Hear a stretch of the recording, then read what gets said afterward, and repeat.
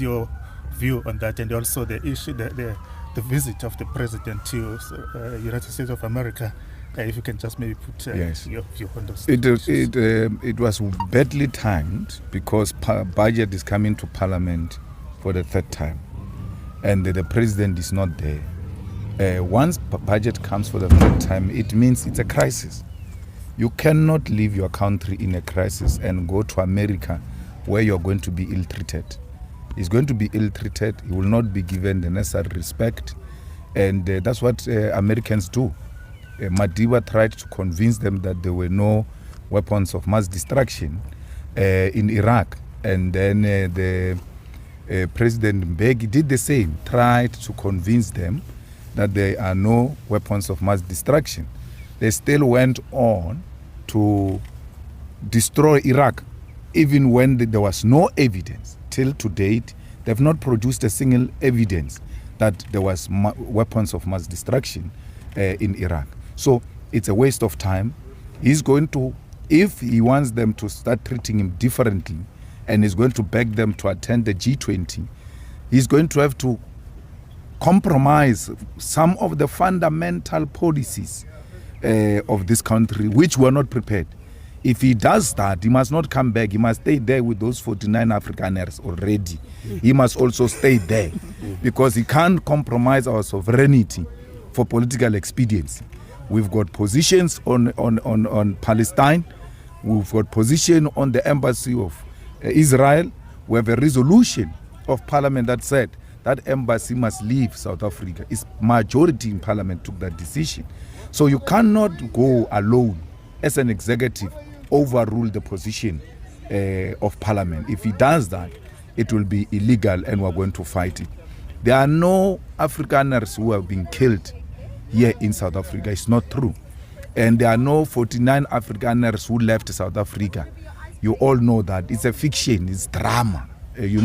America with drama is number one.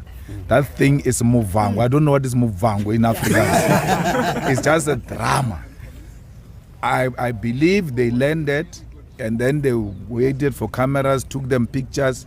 The next flight back to South Africa. If those people are farmers, it means there are 49 farms available. Why are we not expropriating them? Because they've abandoned them. But why is the media not telling us? Because they say these are farmers. Why is the media, through its own investigation, say to us, this picture you see is a farmer at this. They are not farmers. There's no one who left farming here in South Africa. I suspect that those whites were these ones who were looking after cars at the parking lot. They were attending to cars and they went to fetch them there. They can't live. They will never live the kind of life they live here in South Africa anywhere else. Even if you live here as a millionaire and you go to USA, your money gets reduced to nothing. So no American or Afrikaner will leave South Africa for America. It's not true. Our country, there's no killing of white people.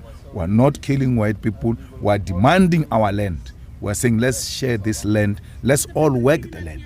And if that is a crime, it's a crime we're prepared to commit. Because we can't, when we're asking for food, and say, no, you're committing crime by asking.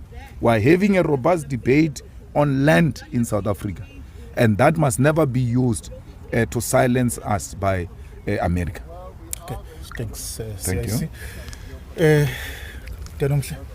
Do you think I should dare dilute of these words? But without doing or saying anything, Yes. Every time our president goes to the West, we worry if he's not going to fetch new instructions, new tactics, and new orders of how to steal and siphon our minds, our wealth, and how to abuse our labor. So I wish one day he could come up with roses, so that we can all be happy. Because he seems when he comes from there, he looks brighter than before. We also want to look bright and beautiful. Thank you. So we are not. Don't forget to like me. Yes.